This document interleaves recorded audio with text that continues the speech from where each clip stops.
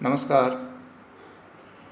Today we will discuss about judiciary. The government has three organs: the legislature, the executive, and the judiciary. The legislature make the laws, the executive implement all the laws made by legislature, and the judiciary saw that the laws made by legislature, the decisions, all the decisions that are taken by executive, these all things are according to our constitution or not. The judiciary in India is independent. Independence of judiciary means that judges must be able to discharge the powers and duties of their office without fear or without favor.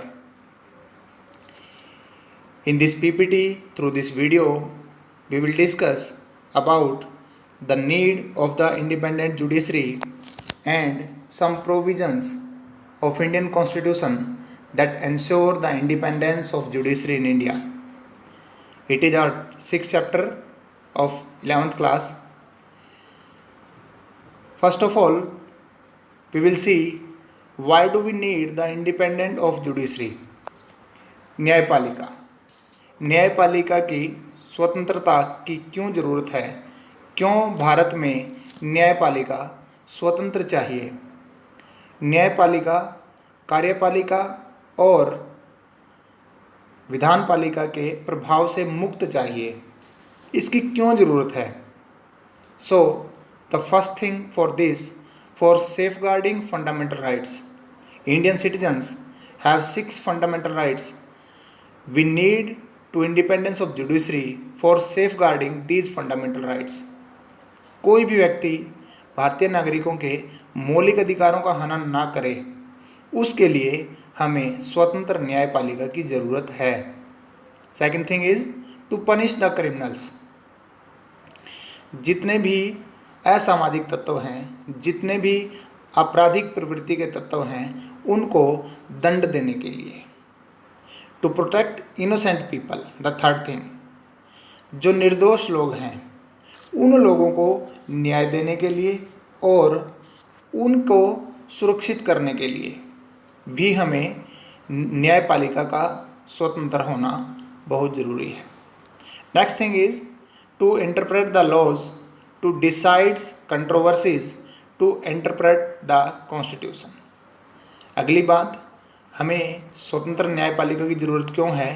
कानूनों की व्याख्या करने के लिए, संविधान की व्याख्या करने के लिए. संविधान में बहुत सारी चीज़ें ऐसी हैं जिनके ऊपर बहुत सारे मतभेद हो जाते हैं.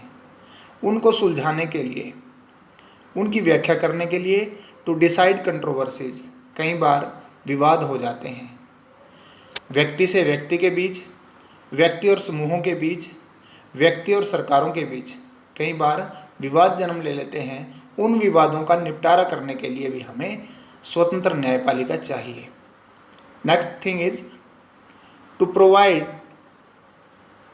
और to settle disputes between. Disputes किस किस के बीच में, झगड़े किस किस के बीच सुलझाने हैं? प्राइवेट ग्रुप्स और individuals.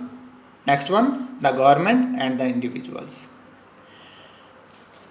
Now will see the provisions. What are the provisions that ensure independence of judiciary in India? Our constitution makes some provisions for the independence of judiciary. First thing is appointment of judges by the President of India.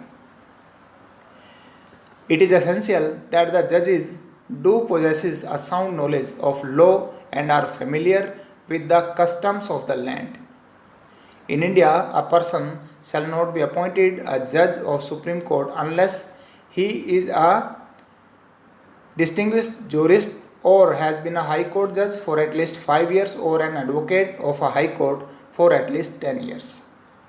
तो भारत में जजेज जो हैं, जो न्यायाधीश हैं, उनकी नियुक्ति, the जजेज of the supreme court are appointed by president of India. Bharat के माननीय महामहिम राष्ट्रपति के द्वारा सभी न्यायाधीशों की नियुक्ति की जाती है, जो कि न्यायपालिका को स्वतंत्र रखने के लिए जरूरी है।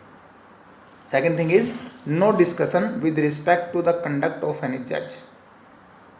जो न्यायपालिका में न्यायाधीश हैं, हमारी पार्लियामेंट के अंदर, हमारे लेजिस्लेचर के अंदर किसी भी प्रकार से उनके कर्तव्यों को लेकर किसी प्रकार का कोई प्रकार की चर्चा नहीं करवाई जा सकती। तो ये काम क्यों किया गया है? हमारे न्यायाधीशों को स्वतंत्र रखने के लिए। Next thing is punishment for the contempt of court. Punishment for the contempt of courts. Genuine criticism of the judgment is allowed, but nothing should be done to lower the authority or the dignity of the court. कोई भी ऐसा कार्य है जो हमारी न्यायपालिका की गरिमा को कम करे, ऐसा कोई भी कार्य है उसकी परमिशन नहीं दी जा सकती और उसको प्रोहिबिटेड किया गया है। द सुप्रीम कोर्ट और the high court has power to punish for contempt of itself. और उनको, जो व्यक्ति ऐसा करेगा, जो न्यायपालिका की गरिमा को ठेस पहुंचाएगा, उसको दंड का प्रावधान किया गया है। प्रोहिबिशन ऑफ प्रैक्टिस ऑफ जजेस after retirement.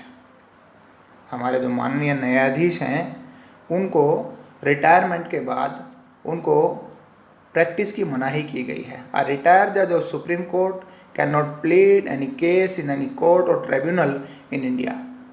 The retired judge of a high court can practice only in the Supreme Court. He shall not practice in other courts or tribunal. This ensures that the judges, while making decisions, could not be unduly influenced by their former colleagues or superiors. तो ये ऐसा क्यों किया गया है? ताकि हमारे जो न्यायाधीश हैं, जो उनके साथ काम करने वाले जो माननीय न्यायाधीश हैं, ताकि वो कहीं ना कहीं उनसे प्रभावित होकर अपना फैसला, अपना निर्णय में उनका प्रभाव ना आ जाए, इस चीज़ को रोकने के लिए प्रैक्टिस की मनाही की गई है। Next thing is the salaries etcetera of the जजेस can not be varied to their disadvantage.